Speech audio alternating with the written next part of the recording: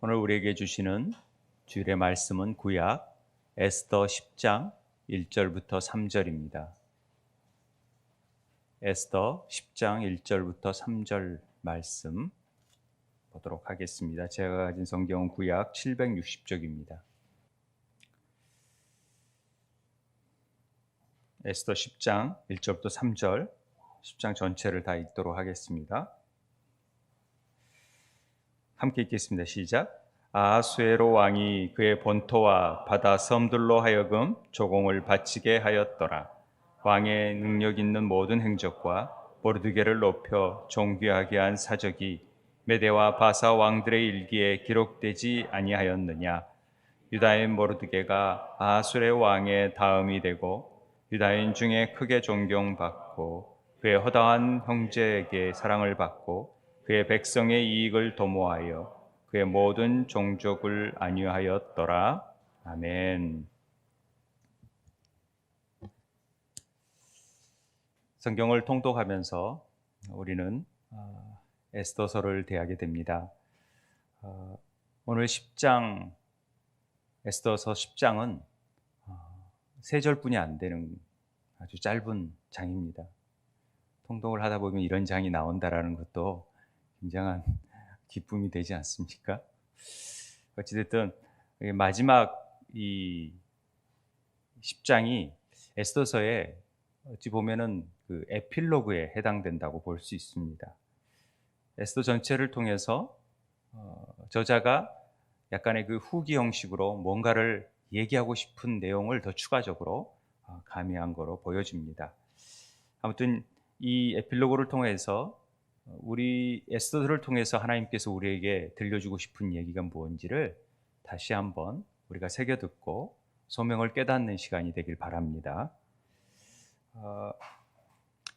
에스더서가 우리가 이렇게 지금 통독을 하면서 여러분들이 좀 느끼겠지만은 전부 다 막 성전 건축에 관한 내용이 많았잖아요. 역대하는 성전 중심의 책이잖아요.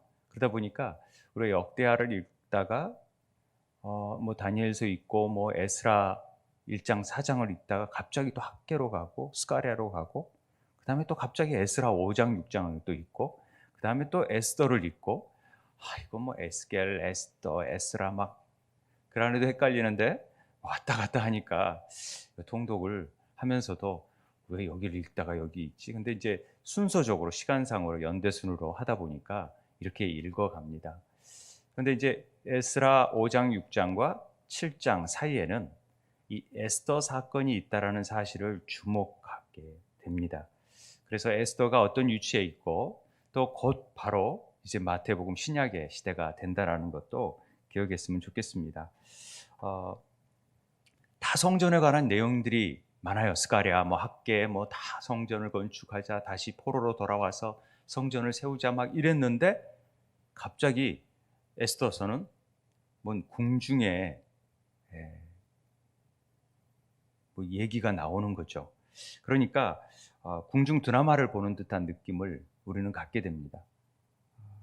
예전에 어르신들이 사극을 굉장히 좋아하더라고요. 왕 나오고 뭐 장희빈 뭐 이런 왜 저런 걸 좋아하실까 이렇게 봤는데 우리들 마음속에 왕이나 왕비가 되고 싶은 마음들이 다 있는 것 같아요. 그런데 되지 못하니까 그걸 보는 거죠. 그들의 삶을 어떠할까 봤는데 별반 다를 게 없는 거죠. 우리보다도 더 막 음모와 또 암투와 막 배신과 이런 내용들이 막 있다 보니까 오히려 우리가 위로를 받고 저런 사람도 별 볼 일 없네 이러면서 우리도 소망을 갖게 되는 부분이 있어서 아마 그런 걸 더 보는 것 같기도 합니다. 아무튼 이 책은 그런 궁중들의 얘기 가운데 막 역전이 일어나고 음모가 일어나고 막 반전이 일어나는 그런 내용의 책이라고 볼 수 있습니다. 그래서 이 책을요, 루터는 성경에서 뺐으면 좋겠다. 야고보서가 지푸라기, 신약에서는 뺐으면 좋겠고 구약에서는 이 에스라를 뺐으면 좋겠다 이렇게 얘기를 했었어요. 뭐 자세한 건 모르겠습니다만 켈빈도 우리 장로교회 또 켈빈도 이분 깔뱅도 이게 한 번도 이걸 설교하지 않았어요. 그의 사역 가운데. 왜냐하면 싫어했어요. 에스라를. 왜 그런지 모르겠지만 저는 그럼에도 불구하고 이 책이 주는 놀라운 교훈이 있다고 생각을 합니다. 하나님께서 주시는 이 교훈을 우리가 잘 쫓아갔으면 좋겠습니다. 이 에스더서는 하나님의 섭리를 보여주는 놀라운 책입니다. 사실 하나님 여호와란 말이 한 번도 나오지 않아요. 에스더서에서는. 그런데 우리는 에스더서를 통하여서 하나님께서 어떻게 우리의 삶을 인도하시고 이끌어 가시는지 하나님의 섭리의 오묘함을 느낄 수 있는 책이 바로 이 에스더라는 것입니다. 하나님의 그 숨결 역사 가운데에서 하나님의 숨결이 어느 곳에든지 있구나라는 것을 볼 줄 알아야 돼요. 깨달을 줄 알아야 되고요. 놀라운 반전 드라마 하면은 에스더를 꼽습니다.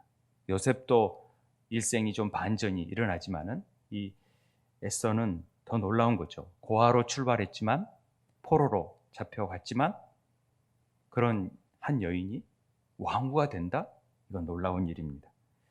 그리고 유대 민족들이 다 멸절될 위기에 처해 있는데 갑자기 반전이 일어나서 오히려 그 멸절하려는 사람들이 다 죽게 되는 그런 놀라운 일들이, 그래서 잔치상이 펼쳐지는 이 잔치의 의미들이 굉장히 많이 나오잖아요. 그건 하늘 잔치를 예고하고 있는 우리들에게 놀라운 책입니다. 9장 우리가 22절에 보면은 그래서 인생이 슬픔이 있고 그렇지만은 그것이 반드시 기쁨으로 변하고 우리의 애통이 길한 날로 변할 것이라는 얘기를 막 하고 있습니다. 전체 내용이 아주 핵심적인 부분이죠. 하나님이 반드시 우리 믿는 자들을 대적에서 벗어나서 평안함을 주고 슬픔이 기쁨이 되고 애통이 길한 날이 될 것이다. 여러분 믿으세요? 네, 그런 날이 될 줄 믿습니다. 제가 질문을 하나 하겠는데요. 아까도 얘기했지만 에스더를 통독하면서 에스더에서 나오지 않는 네 가지가 있다라고 합니다. 그 네 가지가 뭐냐?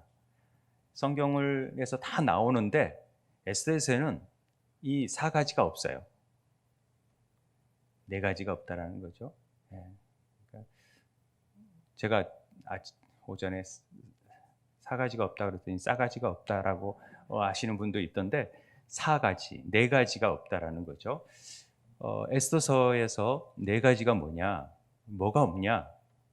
아까 얘기한 대로 하나님, 여호와라는 말이 전혀 나오지 않습니다. 그런데도 우리는 이게 하나님이 그런가 정말? 하나님이 왜 안 나오지? 너무나도 하나님의 숨결을 느끼는데 이렇게 생각하죠. 그리고 기적이 없습니다. 그냥 역사적인 사건들이 나오는 거지. 물론 하나님의 그 사건마다 놀라운 기적이 베풀어졌다는 걸 알지만 뚜렷한 기적들이 막 나오지 않죠. 그리고 계시가 없습니다.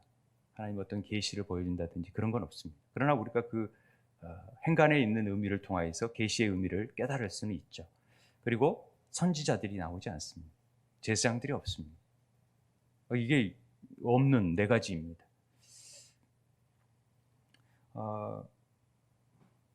그래서 이게 정말 성경인가 할 정도인데 또 가장 성경 같기도 하는 책이 에스더입니다. 눈에 보이지 않는 하나님의 섭리가 보이지 않게 나타나고요. 그 가운데 하나님이 어떻게 인생을 역전시키는지를 우리에게 가르쳐 줍니다. 그래서 에스더를 쭉 읽다 보면은 묘한 소망이 생기는 것이 에스더서입니다. 오늘 이 10장 1절부터 3절까지의 내용은요. 사실 이게 아까 에필로그라고 했지 않습니까?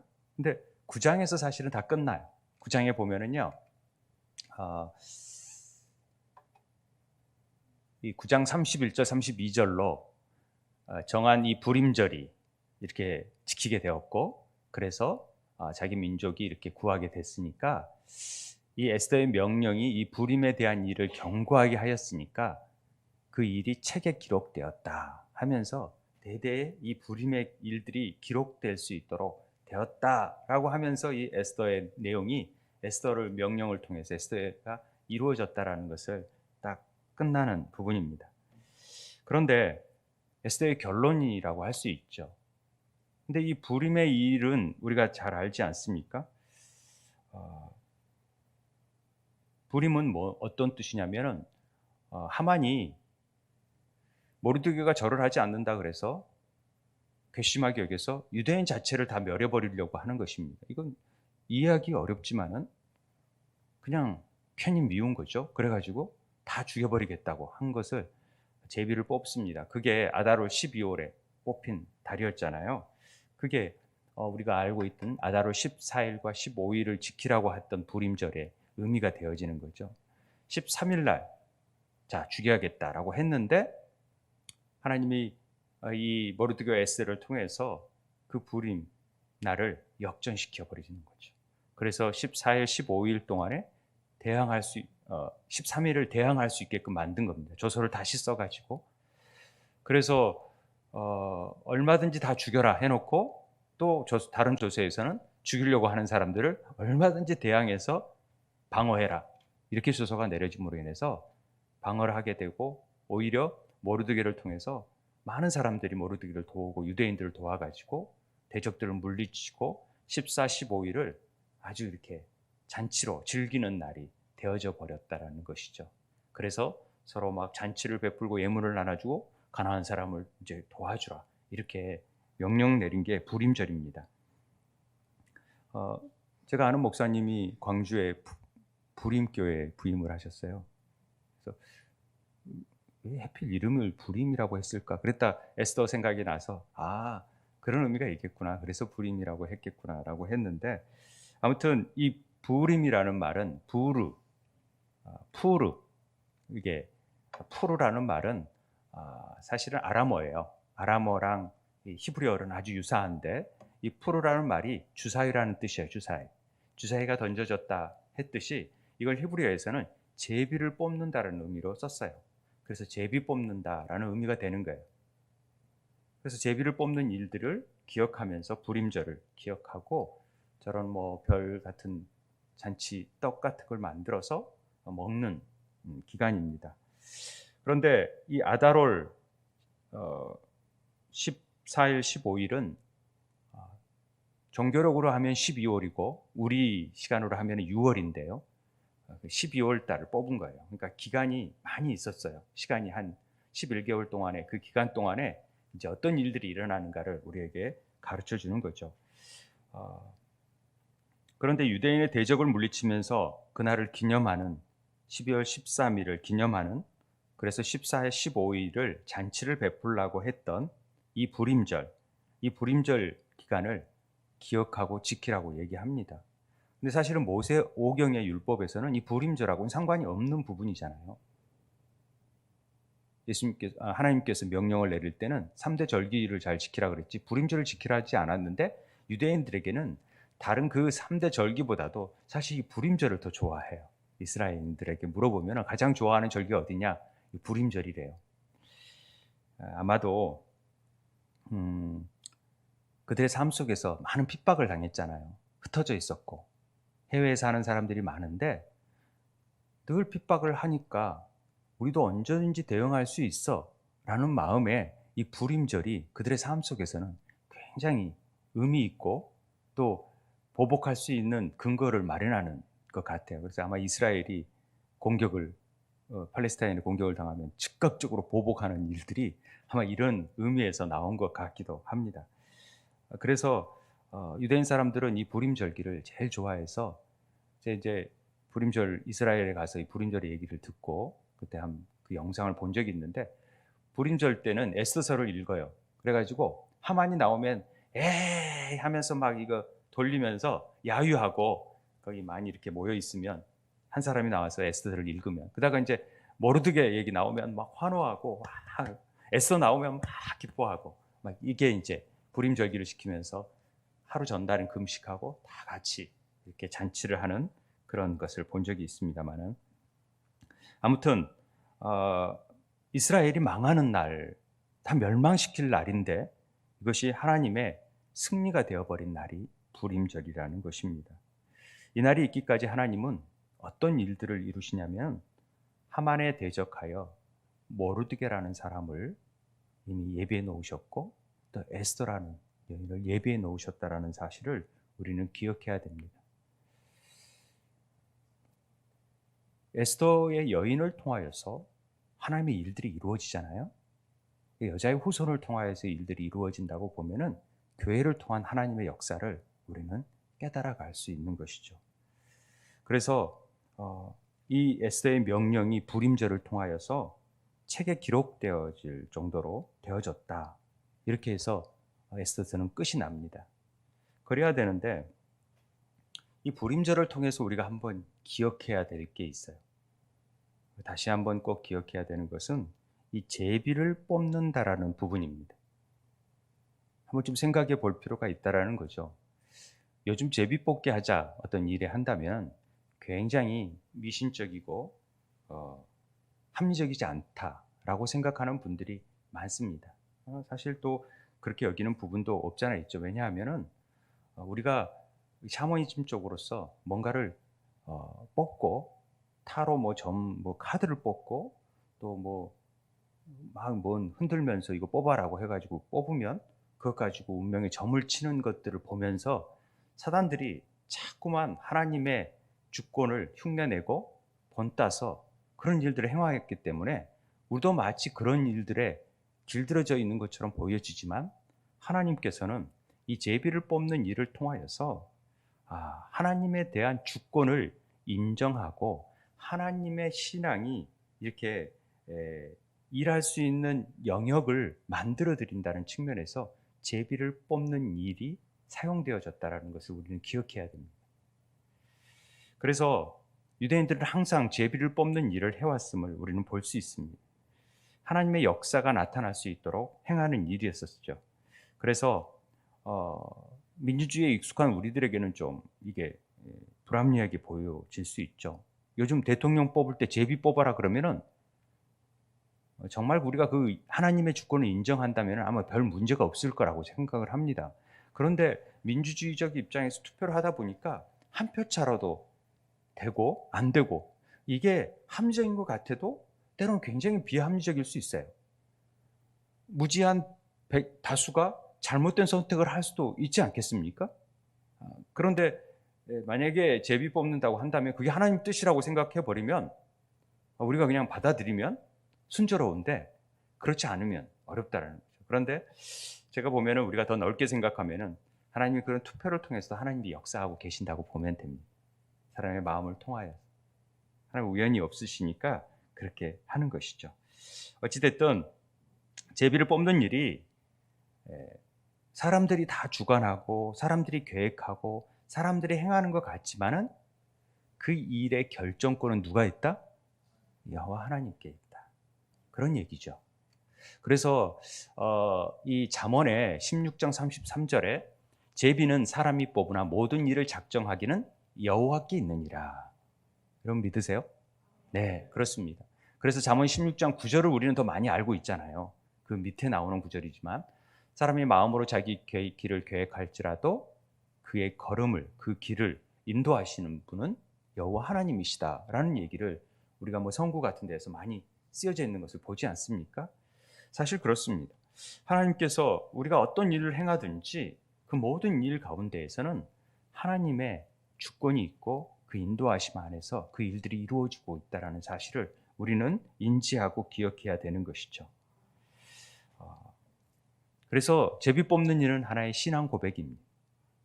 그렇게 돼야 됩니다. 그래서 요즘에도 제비를 뽑자 하는 특별히 종교 교회 내에서의 그 지도자를 선출하는 부분에 있어서는 막 돈으로 금권으로 막 이렇게 그런 일들이 교회 내에서도 막 총회장을 뽑고 하는데 막 얼마를 썼다 막 이런 얘기가 들려지는 것이 참 거부스럽잖아요.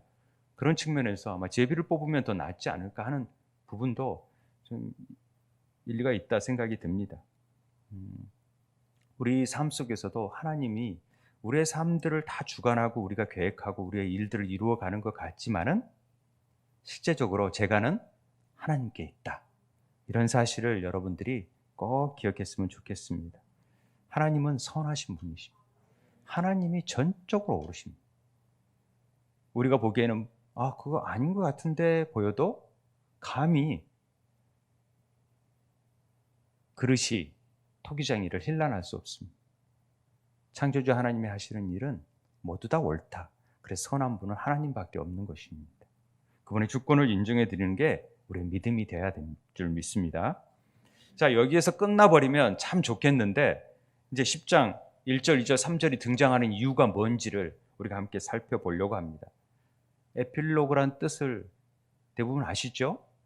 후기라고도 합니다만 시, 소설 등에서 내용이 완결된 후 특별히 작가가 자신의 주장이나 해석, 체형적인 결말들을 진술하는 정결 부분인데 뭔가 좀 부족한다든지 다시 한번 드러내고자 하는 의도가 있다든지 이 부분이 좀 빠졌다든지 하고 싶은 부분이 있다면은 이렇게 부연 설명을 하는 경우가 있다라는 거죠. 후기를 둬서 얘기를 합니다. 그래서 우리가 잘 알듯이 요한복음이 20장으로 끝나는 부분이에요. 이 책에 기록한 목적이 이거다라고 하면서 딱 끝나요. 그런데 21장이 있어요. 20장까지는 예수님이 누구냐? 에고 에이미. 그래서 나는 생명의 떡, 나는 빛이다, 나는 양의 문이다, 나는 뭐다, 뭐뭐이다, 이런 얘기를 다시 난 부활이다, 나는 길이다, 나는 생명이다, 이 얘기를 쭉 해가고 있다가 마지막에 이제 다 끝나놓고 그래서 내가 너에게 내 양을 치라, 지자들에게 명령한 내용이 21장에 나오지 않습니까? 마찬가지로 오늘 이 본문을 통해서 우리에게 뭔가를 당부하는 내용이 있겠다라는 생각이 듭니다. 쉽게 지나갈 수 있는 부분인데 그래서 한번 이 본문을 함께 생각해 보면서 은혜를 얻고자 합니다. 오늘 1절에 보니까 아수르의 왕이 그의 본토와 바다 섬들로 하여금 조공을 바치게 하였더라. 아수르 왕이 그 본토와 바다 섬들까지도 다 지경을 넓혀서 조공을 바치게 했다라는 측면이 되겠지만은 왜 갑자기 아하수에로 왕이 등장했느냐를 한번 생각해 보자는 것이죠. 아하수에로 왕은요, 우리가 생각했던 이미지하고는 굉장히 다릅니다. 어떤 면에서 다르냐면은 제가 볼 때 이 에스더서에서 나온 내용을 보자면 굉장히 잔치를 좋아하고 허영심도 있고요. 남의 얘기를 귀가 얇아서 잘 들어서 또 결정도 잘 못하니까 이거 어떻게 할까, 이거 어떻게 할까 하만에게 물어보고, 야, 모르게 이런 사람이 있다는데 어떻게 했으면 좋겠어? 라고 막 물어보고, 또 저서도 이렇게 얘기하면 이렇게 저서 썼다가 또 이렇게 했으면 좋겠다 하면 이렇게 저서 썼다가 굉장히 이렇게 귀가 얇다라는 느낌을 받을 수 있습니다. 그러니까 결정 장애가 있지 않나 할 정도입니다. 우리가 이 인물이 굉장히 익숙한 인물인데 영화를 좋아하시는 분들은 300이라는 영화, 스파르타, 뭐 이렇게 페르시아와 그리스 전쟁 가운데 나타났던 그 300이라는 영화인데 거기에서 이 대머리 막 굉장히 막 무서운 사람으로 나타나는데 이게 크세르크세스라는 헬라어로는 그렇게 얘기하지만 이 아하수에로 왕입니다. 이제 실질적으로 그 사가들이 재현해서 그린 그림은 저런 건데 저렇게 영화에서는 표현을 그렇게 했더라고요. 아무래도 300 용사에 초점이 맞추다 보니까 그렇게 해놓은 것 같아요. 그런데 이 아하수에로 왕은 자기가 불렀는데 오지 않았다고 왕후를 폐해버린 왕입니다. 이상하지 않아요? 좀 안 왔다고 신하들이 이거 정말 남편들에게 덕이 안 됩니다 막 이렇게 하니까 그래 왕후 패. 자기가 방어해야 되지 않습니까? 자기 부인인데. 근데 그렇게 가지고 패해버리죠. 그리고 참 재밌는 것은 에스더는 왕 앞에 안 나왔다고 패해버린 와스티 대신에 에스더가 왕후가 됐는데 에스더는 왕이 나왔다고 죽을 운명에 처한 거예요. 나왔다고. 그렇지만 부르지 않았는데 나오면은 죽는 거잖아요. 그런데 귀를 내밀어 가지고 살게 됩니다. 영화 같을 때 보면은 그 신하가 에스더를 딱 죽이려고 그러는데 됐다. 귀를 딱 내밀잖아요. 그러듯이 이게 묘한 대조를 이루고 있어요. 하만과 모르드게 또 뭐 사건 통해서 이렇게 와스디는 나오지 않았는데 에스더는 나왔다가 이런 관계를 통해서 이렇게 쭉 보여주는데 좌우간 아하수르 왕은 왕후를 택하는 기준이 뭔지 아세요? 곱고 아리따운 용모가 곱고 아리따운 여인이면 최고야. 다른 게 다 필요 없어요. 그렇다는 거죠. 그리고 이인자인 하만을 막 높였다가 어느 한순간에 또 쳐버리는 서열 2위예요. 국가 서열 2위를 한순간에 그렇게 해버렸다라는 거죠. 그리고 저서도 아까 쓴 대로 또 썼다가 다시 또 쓰고 우리가 보니까 좀 이중인격자 같기도 하고 좀 불안해 보이는 사람 같기도 하고 저런 사람이 어떻게 그 많은 나라의 통치를 이루는 대제국의 왕이 됐을까 이게 여겨질 정도의 어떤 그런 느낌을 받습니다. 그런데 이 마지막에 왜 아하수르 왕이 등장을 했을까가 우리가 지금 하고 싶은 얘기 아닙니까? 하나님께서는 이런 왕이라도 연약하고 궁중 잠못 이루어가지고 궁중 일기를 보고 또 그러면서 부족하고 뭔가 물어보고 막 허물 많고 죄 많은 사람을 이용해서 하나님은 하나님의 역사의 일들을 이루고 있다는 것을 보여주는 것입니다. 에스더서에 아주 이 아하수르 왕의 일들이 세팅이 되어져 있다는 것이죠. 만약에 이런 연약한 왕이 아니었다면 어떻겠습니까? 정말로 귀가 얇지 않고 줏대가 있어서 자기 마음대로 했다면 아마 에스더는 등장하기 어려웠지 않았을까 하는 생각이 듭니다. 야, 안 돼. 뭘 와스디를 패. 안 나올 수도 있지. 이렇게 할 수 있는 거죠. 몸이 안 좋으면 못 나올 수 있지. 이렇게 했다면 에스더는 등장하지 못했을 겁니다. 그리고 하만의 조서를 써달라고 했을 때도 그건 그 조서를 쓰냐고 했을 때 유대인이 멸하지 않을 수도 있었을 것입니다.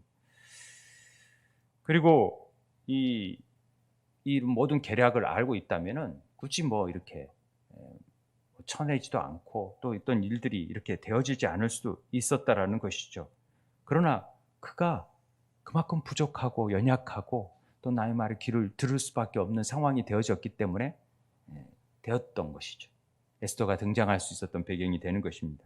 즉 이건 뭘 말하느냐? 하나님이 이 모든 일들을 주관하고 계신다라는 것입니다. 이 에필로그를 통해서 아하수르 왕을 얘기한 것은 하나님이 봐라. 이런 인간도 하나님이 쓰시는데 어떻게 쓰시는지를 보라는 내용이 이 부분에 담겨져 있는 것입니다. 특별히 보세요. 이 아하수르 왕의 아들이 누굽니까? 아닥사스다. 그 아버지는 누굽니까? 그 아버지는 다리오 왕입니다. 그러니까 우리가 역사적으로 볼 때 이 에스라 1장 6절에 스룹바벨이 1차 때 돌아오잖아요. 그래서 성전을 건축하잖아요. 그런데 60년이 지나서 그 성전을 건축을 못합니다. 그때 60년이 지나서 2차로 돌아오는데 그 돌아오는 사이에 다리오 왕 때 스룹바벨이 성전이 이루어지고 그 다음에 아하수에로 왕이 그때 에스더서가 지어지는 것입니다. 그러니까 당연하죠. 이때 이 아하수에로 왕은 에스더서를 이루는 기반이 되죠. 그리고 다리오 왕은 에스라, 스가랴 있고 그다음에 아닥사스다 왕 때 느헤미야가 등장해요. 에스라도 그때 등장을 하고 그러면 우리가 어떤 부분을 알 수 있냐면 이 에스더는 학개 스가랴 스룹바벨 성전을 1차적으로 세울 때 포로 교환했을 때와 2차 포로 중간에 에스더가 쓰여졌다라는 얘기를 지금 계속해서 드렸습니다. 자, 이런 부분을 알고 본다면은 이 부분이 아하수레 왕이 당연히 아닥사스다 왕에게 영향을 미쳤을까 안 미쳤을까요? 남의 말을 잘 듣는다면은 에스더의 영향력이 있었을까요 없었을까요? 당연히 있었을 거라고 우리는 추론해 볼 수 있습니다. 그렇다면은 2차로 에스라가 돌아와서 성전을 건축하고 말씀으로 성전을 회복하는 일을 행할 수 있고 느헤미야가 그 일을 할 수 있도록 만든 배경이 누구였겠습니까? 그 아닥사스다 왕의 아버지 대신 아하수르의 왕의 영향력이 있었다 없었다? 당연히 있지요. 에스더의 영향력이 있었다 없었다? 있었다라는 것입니다. 하나님은 이 일을 위해서 아하수르 왕을 많은 부를 쌓게끔 만들었고 그 영향력을 미칠 수 있도록 에스더를 통하여서 이 일들을 이루었다라는 것을 지금 에스라가 지금 에스더의 저자라고 얘기하잖아요. 그러니까 에스라가 들어와서 에스더를 쓰면서 에스더의 모든 내용들을 꼭 기억하고 이런 내용들이 있었기 때문에 우리가 이렇게 와서 내가 성전 건축을 한다라는 의미를 부여했다라는 것을 우리는 알 수 있다라는 것입니다. 그래서 후기에 아하수에로 왕이 등장하게 된다라는 사실을 우리는 기억했으면 좋겠습니다. 하나님은 역사 가운데 그 일들이 우연하게 되어지는 일이 없이 모든 일에 영향을 미치시는 분이십니다. 그러니까 에스더를 통하여서 하나님이 그를 왕으로 모시게 하시고 또 그를 통하여서 이 불임절을 통하여서 유대인들의 영향력을 키우고 그 영향력이 에스라 느헤미야에게 미쳐서 다시 돌아올 수 있는 동력이 되어지는 것입니다.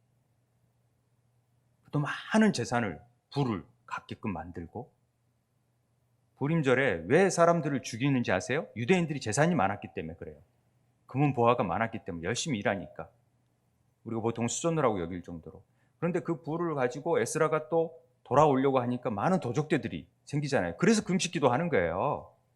다른 게 금식기도가 하는 게 아니라 이거 안전하게 지켜달라고. 그리고 느헤미야가 와서도 성전 건축을 할 수 있는 토대를 마련하는 것이죠. 아무튼 이게 아하수에로 왕과 에스더를 통해서 다음 세대를 세울 수 있는 기폭제를 만들었다는 사실을 우리는 인지할 필요가 있습니다. 그랬구나. 그래서 아닥사스다 왕 때 느헤미야 에스라가 올 수 있는 일이 됐구나라고 볼 수 있어야 됩니다. 그래서 2절에 계속해서 2절에 보면은요.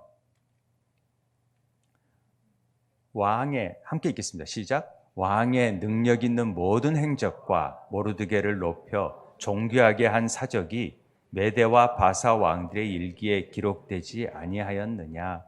자, 이제 모르드게가 등장합니다. 아하수의 왕이 나왔고, 자, 그 왕의 능력 있는 모든 행적들을 하나님이 행하신 일들을 통하여서 이 아하수레와 모르드게를 하나님께서 어떻게 하셨는지, 그리고 특별히 모르드게를 하나님이 존귀케 했다라는 내용이 나옵니다. 그리고 이것은 일기에 기록될 만큼 역사적인 사실이라는 사실을 분명하게 합니다. 이 부분을 잊지 말고 기록되어지고 또 이것은 그냥 허구가 아니라 만들어낸 얘기가 아니라 사실이다라는 얘기를 하는 것이죠. 고아요 포로로 잡혀있던 에스더는 등장을 않지만은 전체 1장에서 9장까지 에스더가 주인공이 되는 거죠. 그리고 모르드게도 그 역할을 합니다만은 우리가 생각해 볼 때 에스더를 에스더 되게 한 사람은 누구였었습니까? 모르드게였다라는 사실입니다. 고아였고 포로였던 자를 삼촌의 딸이지만은 사촌 오빠일 수 있지만은 아버지처럼 양육하고 돌보아주고 신앙적으로 그를 잘 케어했기 때문에 그가 죽으면 죽으리라는 결단까지 이르게 된 것이죠. 신앙의 절개를 지키고 하나님의 뜻을 받드는 통로가 될 수 있도록 만든 역할은 바로 모르드게였다라는 사실입니다. 저는 이 부분이 굉장히 우리 공동체에 주시는 메시지로 제가 통독하면서 받아들였던 본문 중에 하나입니다. 9절 중에 하나였죠. 우리 3절을 한번 더 읽어볼까요? 그래서 그 모르드게가 어떻게 됐는지 한번 보겠습니다. 유다인 모르드게가 같이 아하수에로 왕의 다음이 되고 유다인 중에 크게 존경받고 그의 허다한 형제에게 사랑을 받고 그의 형제의 이익을 도모하며 그의 모든 종족을 안위하였더라. 아멘. 저는 이 본문이 마치 저에게 아니 우리 세운 교회에게 하시는 말씀처럼 들렸어요. 그래, 하나님께서 제자들에게 내 양을 치라. 요한복음에서 에필로그를 통하여서 우리에게 말씀하셨듯이 마치 우리에게 야, 너희들이 모르드게가 되어야지. 그래서 에스더가 같은 애들을 키워야지. 그래야 내가 너희들을 존귀하게 만들 거야. 그리고 존경받게 할 거야. 너희들 사랑받게 할 거야. 이렇게 말씀해 주시는 것 같았어요. 우리는 다 에스더를 양육하고 있는 셈이 되지 않겠습니까? 저는 우리 세움 선교원이나 또 우리 원안학교나 또 우리 교회 학교 아이들이나 또 우리 자녀들이 바로 에스더라는 사실입니다. 우리의 다음 세대가 에스더라는 사실입니다. 다 그리스도를 닮아가는 주의 자녀라는 사실입니다. 아멘입니까? 정말 그렇게 믿으십니까? 맞습니다. 우리요, 성경을 하기 전에 아이들 보면은 저렇게 막 활발하고 저렇게 뛰어노는데 막 음식을 먹는데 막 손으로 주물럭거리고 뭐 어쩌고 야, 저거 사람이 될까 저것들이 막 이런 생각들도 사실 했거든요. 그런데 성교원에서 막 이렇게 다듬어 가면서 정말 멋지게 성장해 나가는 모습을 보니까 너무 좋더라고요. 다 그러겠지만 우리가 말씀 안에서 잘 키워나가니까. 그래서 싹이 보이지 않는 것 같아도요, 우리의 자녀들, 우리의 손주들이 다 에스더와 같이 되어질 수 있다라는 것입니다. 에스더 뜻이 뭐예요? 제가 별이라 그랬잖아요. 별. 에스테르가 에스더. 그러니까 에스더를 가진 아이들이 가진 분들이 많이 있는데 페르시아로 별을 의미합니다. 이 코카브라는 별, 이 별이라는 의미 성경에 보면은 별 얘기가 많이 나와요. 별별 이야기들이 많이 나오죠. 그런데 이 아브라함을 불러내서 하늘에 뭐 별들을 보라 얘기하시지 않습니까? 아브라함의 별이에요. 유대인들은 아브라함의 별을 늘 생각해요. 그리고 다니엘서에서 보면은 별과 같이 영원히 빛난다 할 때 우리가 지난주에 했잖아요. 어른대로 돌아오게 한 자는 별과 같이 빛난다. 그런 얘기도 했었고요. 동방박사의 별을 따라서 이렇게 왔던 것을 동방박사들이 별 따라서 왔는데 그 별이 누구를 가리켜요? 예수님을 비추고 있는 것이죠. 여기 별도 그렇고 민수기에서도 우리가 한 야곱에서 한 별이 나온다고 했을 때 이 코카브 별이라는 얘기를 했고요. 그리고 계시록에서는 나 예수는 광명한 새벽별이다 라고 직접 얘기하시잖아요. 나는 다윗의 뿌리요 자손이니 곧 광명한 새벽별이라 이렇게 말씀하십니다. 그러니까 별이 누군지는 알잖아요.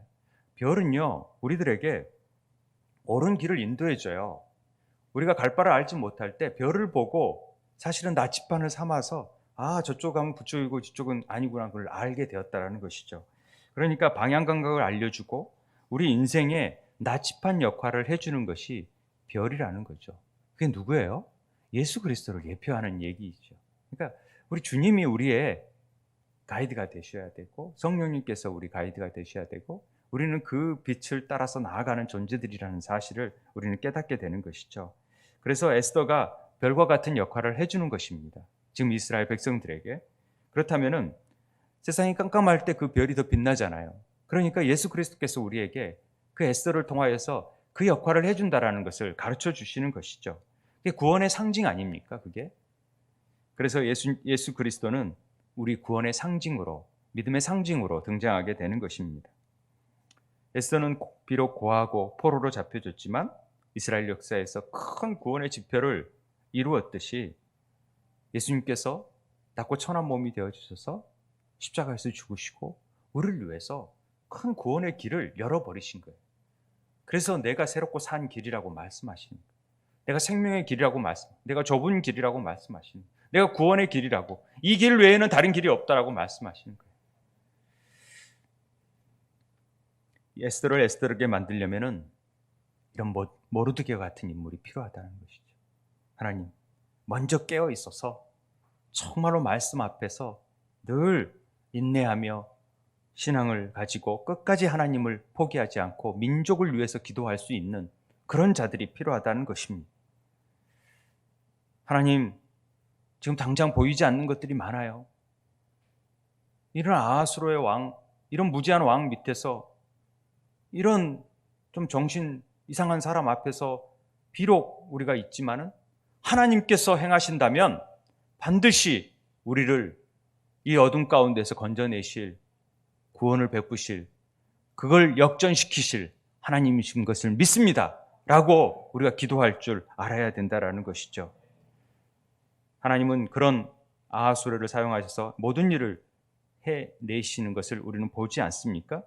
그래서 아마 이 부록에 아하수로 왕을 등장하고 이 모르드게를 등장시키는 것은 아마 우리가 이런 모르드게 같은 하나님의 섭리 안에서 일을 행하는 일들을 우리에게 하라고 하시는 것 같았어요. 제가 이 본문을 읽으면서 그런 마음이 들었어요. 특별히 이 3절에서 그가 이렇게 존경받고 허다한 형제에게 사랑을 받는다라는 내용이 나오더라고요. 유대인 중에서 크게 왕 다음으로 되어진다라는 것이죠. 서열 2위가 되어진, 우리가 왕 다음, 왕 같은 제사장으로서의 역할을 하려면 정말로 존경받아야 되겠다. 그런데 존경받는다라는 것이 쉬운 일입니까? 특별히 자녀들에게, 식구들에게 존경받는다, 이거 참 어려운 일이거든요. 근데 열심히 일하고 또 성실하게 하면은 존경을 받을 수 있죠. 그런데 거기에 다른 사람들에게까지 사랑을 받는다라는 것은 쉬운 일이 아닙니다. 그러려면은요, 많은 희생이 필요하고 헌신해야 되고 베풀어야 되고 나눠야 돼요. 이거 참 어려운 일이에요. 그렇게 되는 은혜가 되길 바랍니다. 그런데요, 이것보다도 더 어려운 일은 자기의 유익을 포기하고 백성의 이익을 도모할 줄 알아야 돼요. 내 이익보다는 그 공동체의 이익을 우선할 줄 아는 사람이 돼야 돼요. 내 만족보다는 전부 다 지도자들이 자기를, 백성을 위한대요. 그래 놓고 다 자기 이속을 챙기고 있다면 그게 뭐가 됩니까? 정말로 그런 모범을 보여야죠. 정말 자신을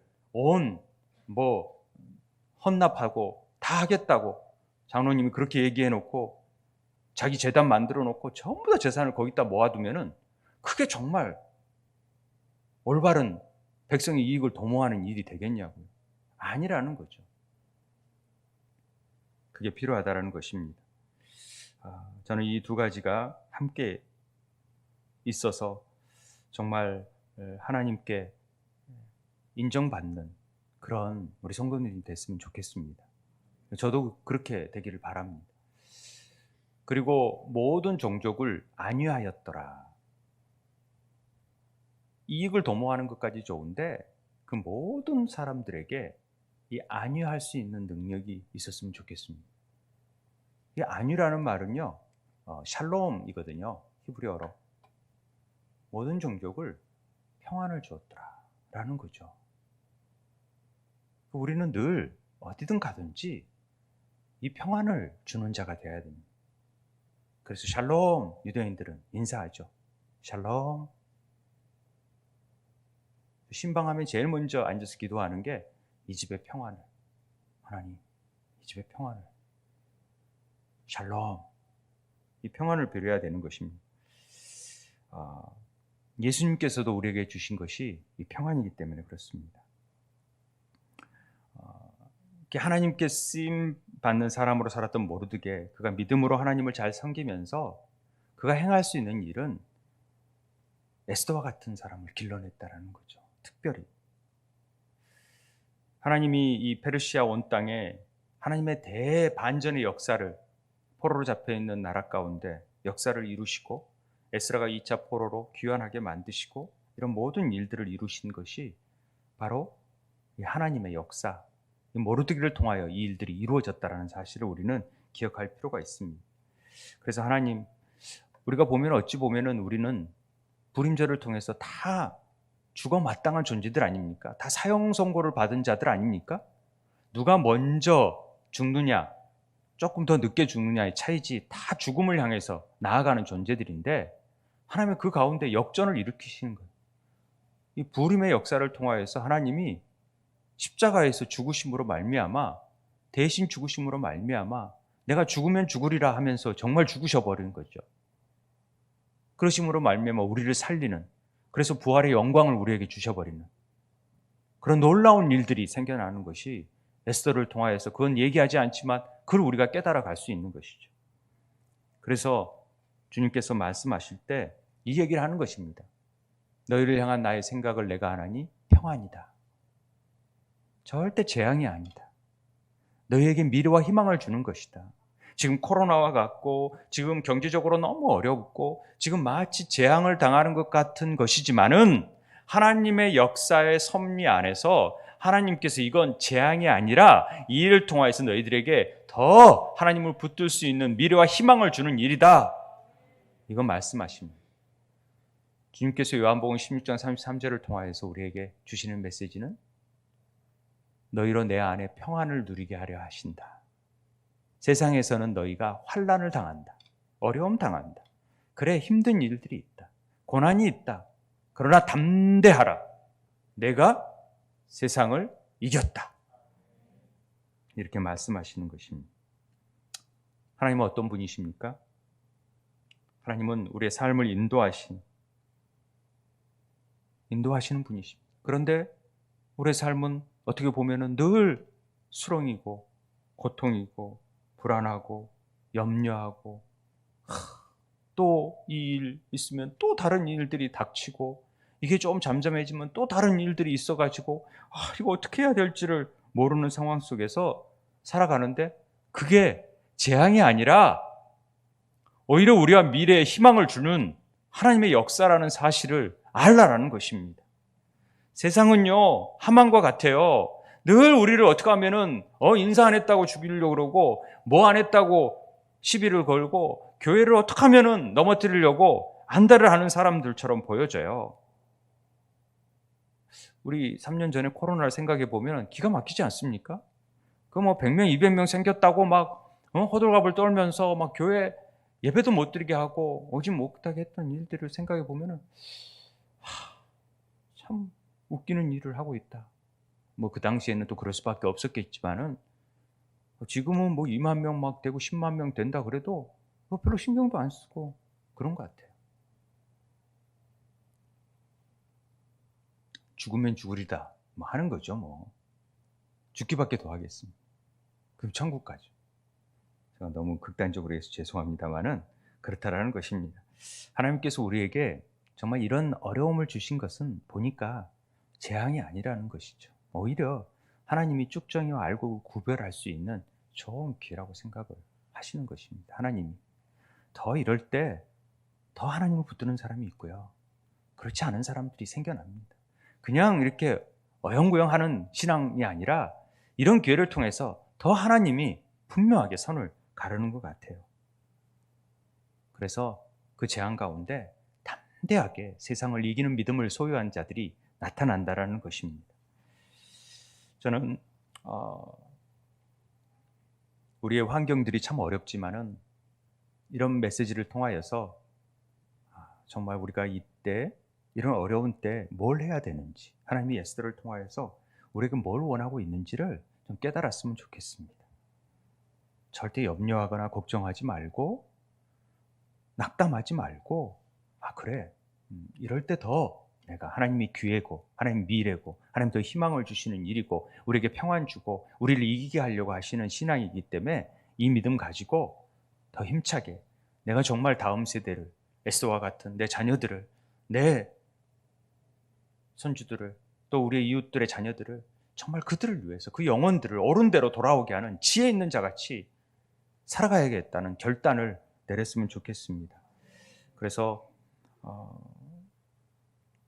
하나님의 영이 이 시간 우리에게 임할 줄 알고 불안해 있고 힘들고 어렵고 두려워하던 우리가 이미 주님께서 승리했다라는 분명한 사실을 선포하고 우리 안에서 거하는 세상이 주지 못하는 평안함을 받고 감사하고 기뻐하면서 잔치하는 그리스도와 함께 혼인잔치를 이루어가는 삶을 살아갔으면 좋겠습니다. 저는 그런 은혜가 오늘 우리에게 예피력을 통해서 다시 한번 하나님께서 그래, 에스더의 삶을 봤니? 너희도 그래 주렴? 너희도 에스더와 같은, 너희들이 자녀들이 에스더와 같이 정말 믿음 안에 쓸 때 내가 그를 통하여서 하나님의 역사를, 하나님 나라를 이루어갈 것이다. 이 음성을 듣는 은혜가 있게 되길 바랍니다. 우리 함께 기도하기를 원합니다. 하나님, 참 어려운 현실입니다. 어떻게 일이 되어지는지 나라의 경제 지도자들이 참 우리가 보기에 우리 마음을 힘들게 할 때가 있지만은, 그러나 그게 중요한 게 아니라 그 일을 통해서 하나님이 놀라운 일을 행하시려고 이 모든 일들을 계획하고 있음을 우리가 믿음의 눈으로 보게 하여 주시고, 에스더와 같은 자들을 잘 양육할 수 있는 모르드게 같은 믿음이 우리에게 임할 수 있게 도와주옵소서. 이 시간 함께 기도하도록 하겠습니다.